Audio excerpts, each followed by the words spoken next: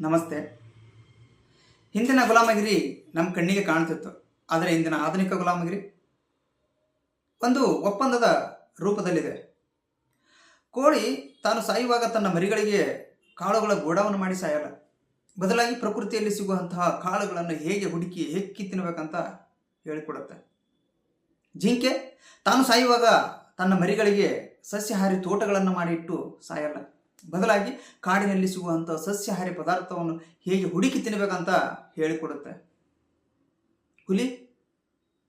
ಹುಲಿ ತಾನು ಸಾಯುವಾಗ ತನ್ನ ಮರಿಗಳಿಗೆ ಮಾಂಸದ ಗುಡ್ಡೆಯನ್ನಿಟ್ಟು ಸಾಯಲ್ಲ. ಬದಲಾಗಿ ಕಾಡಿನಲ್ಲಿ ಹೇಗೆ ಬೇಟೆಯಾಡಬೇಕು ಅನ್ನೋದು ಕಲಿಸಿಕೊಡುತ್ತೆ. ಆದರೆ ಭೂಮಿಯ ಮೇಲಿನ ಅತ್ಯಂತ ಬುದ್ಧಿವಂತ ಜೀವಿ ಮನುಷ್ಯ ಬರೀ ಜೀವಿಸುವುದಕ್ಕೆ ಪ್ರತಿಯೊಂದಕ್ಕೂ ಹಣ ಕಟ್ಟಬೇಕು. ಆಹಾರಕ್ಕಾಗಿ, ವಸತಿಗಾಗಿ, ಆಸ್ಪತ್ರೆಗಾಗಿ, ನೀರಿಗಾಗಿ, ಕೊನೆಗೆ ತಾನು ಸಾಯುವುದಕ್ಕೂ ಹಣ ಪಾವತಿಸಬೇಕು. ಈ ವ್ಯವಸ್ಥೆ ನಿನ್ನೆ ಮೊನ್ನೆ ಅಥವಾ ಒಂದು ರಾತ್ರಿಯಲ್ಲಿ ಆಗಿದ್ದಲ್ಲ. ನಾಗರಿಕತೆಯ ದೀರ್ಘಕಾಲ ಬೆಳವಣಿಗೆಯಲ್ಲಿ ನಿಧಾನವಾಗಿ ನಡೆದಂಥ ಒಂದು ವ್ಯವಸ್ಥೆ. ಪ್ರಾಚೀನ ಮನುಷ್ಯ ಅಂದರೆ ನಮ್ಮ ಪೂರ್ವಜರು ಬರಗಾಲಕ್ಕೆ ಹೆದರ್ತಿದ್ರು, ಕಾಡು ಪ್ರಾಣಿಗಳಿಗೆ ಹೆದರ್ತಿದ್ರು, ಪ್ಲೇಗ್ ಅಥವಾ ಕರೋನಾ ಅಂತ ರೋಗಗಳಿಗೆ ಹೆದರ್ತಿದ್ರು.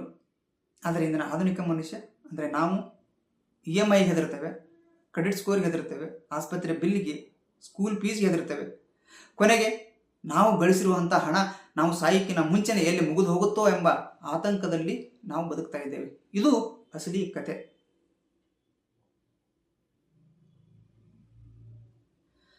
ಆಧುನಿಕ ಸೌಲಭ್ಯಗಳು ನೀರಿರ್ಬೋದು, ಆಹಾರ ಉತ್ಪನ್ನಗಳಿರ್ಬೋದು, ಅಥವಾ ವಿದ್ಯುತ್ನಂತಹ ಅನೇಕ ಸಮಸ್ಯೆಗಳನ್ನು ಬಗೆಹರಿಸಿದೆ. ಆದರೆ ನಮ್ಮ ಸ್ವಾವಲಂಬನೆಯನ್ನು ಕುಗ್ಗಿಸಿದೆ ಮತ್ತು ಹೊಸ ಹೊಸ ಅವಲಂಬನೆಗಳನ್ನು ನಾವು ಸೃಷ್ಟಿ ಮಾಡಿಕೊಂಡಿದ್ದೇವೆ. ನೀರು ಹಳ್ಳಿಯಲ್ಲಿ ಬಾವಿ ಅಥವಾ ನದಿಯಲ್ಲಿ ನಾವು ನೀರು ಹೊತ್ತು ತರಬಹುದು. ಅದಕ್ಕೆ ಸಮಯ ಬೇಕು ಮತ್ತು ದೈಹಿಕ ಶ್ರಮ ಬೇಕು. ಆದರೆ ಇವತ್ತು ನಾವು ಅದಕ್ಕೆ ಒಪ್ಪುವುದಿಲ್ಲ. ನಮ್ಮ ಮನೆ ಬಂದಿರುವಂತಹ ನಳದ ನಲ್ಲಿಯನ್ನು ಟ್ಯಾಪ್ ತಿರುಗಿದ್ರೆ ನಮಗೆ ನೀರು ಬರಬೇಕು.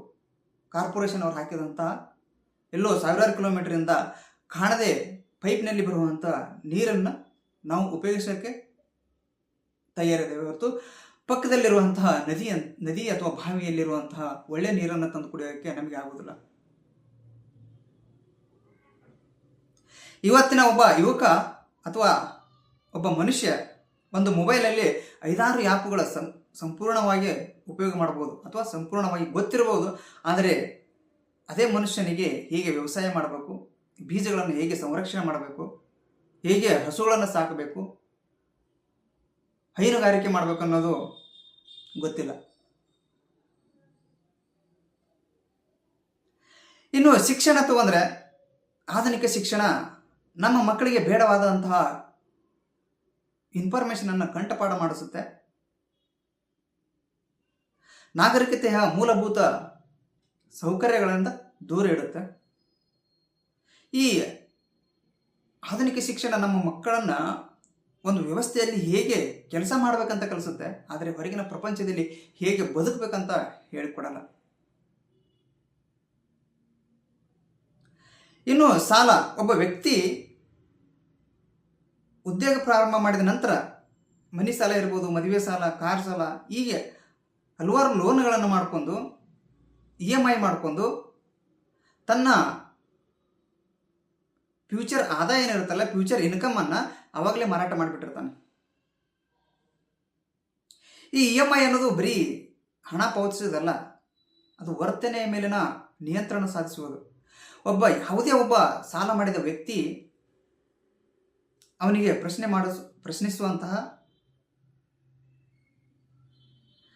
ಅಥವಾ ವಿಶ್ರಾಮ ತೆಗೆದುಕೊಳ್ಳುವಂತಹ ಅಥವಾ ಕೆಲಸ ಬಿಡುವಂತಹ ಇಂತಹ ಯಾವುದೇ ನಿರ್ಧಾರಗಳು ತೆಗೆದುಕೊಳ್ಳೋದಕ್ಕೆ ತುಂಬ ಹಿಂಜರಿತಾನೆ. ಯಾಕೆಂತಂದರೆ ಈ EMI ಅಥವಾ ಸಾಲದ ಭಯ. ಇನ್ನು ಆರ್ಥಿಕತೆಯ ಭಯ. ಹಳ್ಳಿಗಳಲ್ಲಿ ಒಬ್ಬ ರೈತ ಹಿಂದಿನ ಪ್ರಾಚೀನ ರೈತರು ಅಂದರೆ ನಮ್ಮ ಪೂರ್ವಜರು 1 ಎಕರೆ ಹೊಲ ಇದ್ದರೆ ಆ 1 ಎಕರೆ ಹೊಲದಲ್ಲಿ ಆಕಳು, ಎಮ್ಮೆ, ಕೋಳಿ ಬೇರೆ ಬೇರೆಗಳನ್ನು ಸಾಕ್ತಿದ್ರು. ಹೊಲಗಳಿಗೆ ನಡ್ಕೊಂಡು ಹೋಗಿ ವ್ಯವಸಾಯ ಮಾಡ್ತಿದ್ರು. ಆದರೆ ಇದೇ ಇವತ್ತು 1 ಎಕರೆ ಹೊಲ ಇದ್ದವನಿಗೆ ಬೈಕ್ ಬೇಕು ಓಡಾಡೋಕ್ಕೆ, ಆಕಳಿಲ್ಲ, ಎಮ್ಮಿಲ್ಲ, ಕೋಳಿಲ್ಲ. ಈ 1 ಎಕರೆ ಹೊಲಕ್ಕೆ ವ್ಯವಸಾಯ ಮಾಡೋಕ್ಕೆ ಸಾಲ ಮಾಡ್ತಾನೆ, ಬೀಜಕ್ಕೆ ಸಾಲ ಮಾಡ್ತಾನೆ, ಗೊಬ್ಬರಕ್ಕೆ ಸಾಲ ಮಾಡ್ತಾನೆ. ಇಂತಹ ಸಮಯದಲ್ಲಿ ಮಳೆ ಕೈ ಕೊಡ್ತದೆ, ಮತ್ತೆ ಸಾಲ. ಇದು ರೈತನ ಭಾಳಾದರೆ ಆಧುನಿಕ ಜಗತ್ತಿನಲ್ಲಿ ಒಬ್ಬ ದೊಡ್ಡ ನಗರಗಳಲ್ಲಿ ಕೆಲಸ ಮಾಡುವಂಥ ಸಾಫ್ಟ್ವೇರ್ ಇಂಜಿನಿಯರ್ ಆಗಿರ್ಬೋದು, ಬೇರೆ ಬೇರೆ ಕರ್ತವ್ಯ ನಿರ್ವಹಿಸುವಂಥವರು ಬೇರೆ ಬೇರೆ EMIಗಳನ್ನು ಮಾಡಿಕೊಂಡು ಆ EMI ತೀರಿಸುವುದಕ್ಕೆ ಹಗಲು ರಾತ್ರಿ ಕೆಲಸ ಮಾಡ್ತಾರೆ. ಕೊನೆಗೆ ಇಂತಹ ವ್ಯವಸ್ಥೆಯ ಹಾಳಾದಂಥ ಧ್ಯೇಯವನ್ನು ಸರಿಪಡಿಸಿಕೊಳ್ಳೋಕ್ಕೆ ಆಸ್ಪತ್ರೆಗೆ ಹೋಗಿ ಎಲ್ಲ ದುಡ್ಡನ್ನು ಅಲ್ಲಿ ಹಾಕ್ತಾರೆ. ಇನ್ನು ಆಹಾರ, ನಮ್ಮ ಪೂರ್ವಜರು ತಾವಾಗಿ ಬೆಳೆದು ತಾವಾಗಿ ತಿನ್ನುವಂಥ ಆಹಾರ ಇವತ್ತು ಸೂಪರ್ ಮಾರ್ಕೆಟ್ ಎಂಬ ಒಂದು ದಂಧೆಯಲ್ಲಿ ನಮಗೆ ಸಿಗುತ್ತೆ. ಸೂಪರ್ ಮಾರ್ಕೆಟಿಂದ ಎಲ್ಲೋ ದೂರದಿಂದ ಬರುವಂಥ ಸಾವಿರಾರು ಕಿಲೋಮೀಟರ್ದಿಂದ ಬರುವಂತಹ ಪದಾರ್ಥಗಳನ್ನು ಸೇಕರಿಸಿ ಇಟ್ಟು ಫ್ರಿಜ್ನಲ್ಲಿಟ್ಟು ಮಾರುವಂತಹ ಪದಾರ್ಥಗಳು ಇವತ್ತು ನಮ್ಮ ಕಣ್ಮುಂದಿದ್ದಾವೆ. ಪ್ರಾಚೀನ ಕಾಲದಲ್ಲಿ ಪ್ರತಿಯೊಂದು ಆಹಾರವು ಋತುಗಳ ಮತ್ತು ದೈಹಿಕ ಶ್ರಮಕ್ಕೆ ಒಂದು ಅನನ್ಯವಾಗಿದ್ದು. ಉದಾಹರಣೆಗೆ ಮಾವಿನ ಹಣ್ಣು ಸಿಗೋದು ಮಾರ್ಚಿಂದ ಜೂನ್ ಜುಲೈವರೆಗೆ ಈ ಮಧ್ಯದಲ್ಲಿ ಸಿಗುತ್ತೆ. ಆದರೆ ಇವತ್ತು ನಮಗೆ 12 ತಿಂಗಳು ಮಾವಿನ ಹಣ್ಣು ಸಿಗುತ್ತೆ. ಅದೇ ರೀತಿ ದ್ರಾಕ್ಷಿ ಸಿಗೋದು ಜನವರಿ ಡಿಸೆಂಬರಲ್ಲಿ ನಮಗೆ ಸಿಗುತ್ತೆ, 2-3 ತಿಂಗಳು. ಆದರೆ ಇವತ್ತು 12 ತಿಂಗಳು ಯಾವುದೇ ಹಣ್ಣು ನಮಗೆ ಇವತ್ತು 12 ತಿಂಗಳು ಲಭ್ಯವಿದೆ. ಯಾಕಂತಂದರೆ ಈ ಸೂಪರ್ ಮಾರ್ಕೆಟ್ ಅನ್ನೋ ಎಂಬ ಹೆಸರಿನಲ್ಲಿ ಅವುಗಳನ್ನು ಸೇಕರಿಸಿಡ್ತಾರಲ್ಲ ಲಾಭಕ್ಕೋಸ್ಕರ. ಅಂಥ ಆಹಾರದಿಂದ ಹಿಂದೆ ನಾವು ಬಿದ್ದಿದ್ದೇವೆ. ಇನ್ನು ಆಸ್ಪತ್ರೆ ತಗೋದ್ರೆ ಆಸ್ಪತ್ರೆಯಲ್ಲಿ 2 ಸಲ ನಮಗಿಂದ ದುಡ್ಡು ಇಸ್ಕೋತಾರೆ. ಒಂದು ಸೌಕರ್ಯದ ರೂಪದಲ್ಲಿ, ಇನ್ನೊಂದು ದೀರ್ಘಕಾಲದ ಕಾಯಿಲೆ ರೂಪದಲ್ಲಿ ನಾವು ಅವರಿಗೆ ದುಡ್ಡು ಕೊಡಬೇಕು.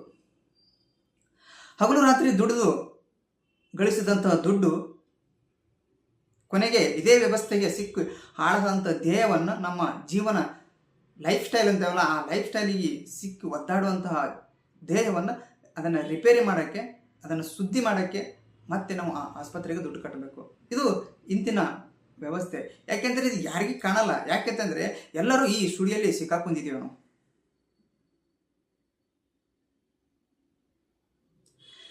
ಇನ್ನು ಈ ಇನ್ಫಾರ್ಮೇಷನ್ ಟೆಕ್ನಾಲಜಿ ಅಂತ ಹೇಳ್ತೇವಲ್ಲ, ಈ ಇನ್ಫಾರ್ಮೇಷನ್ ಟೆಕ್ನಾಲಜಿ ಅಥವಾ ಡಿಜಿಟಲ್ ಮಾರ್ಕೆಟ್ ಅಂತ ಹೇಳ್ತೇವಲ್ಲ, ಇಲ್ಲಿ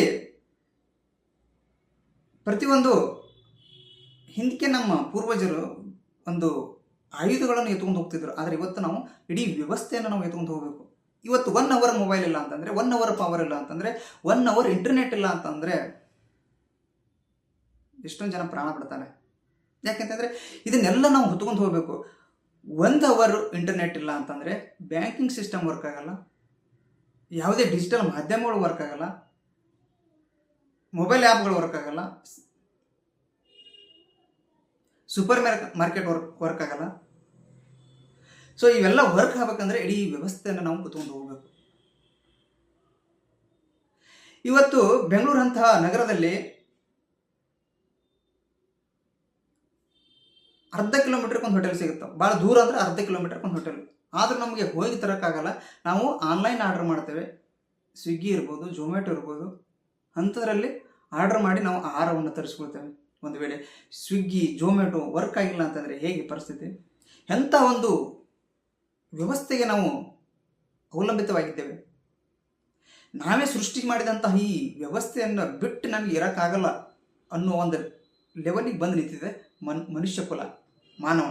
ಮತ್ತು ಅತಿ ಬುದ್ಧಿವಂತ ಜೀವಿ.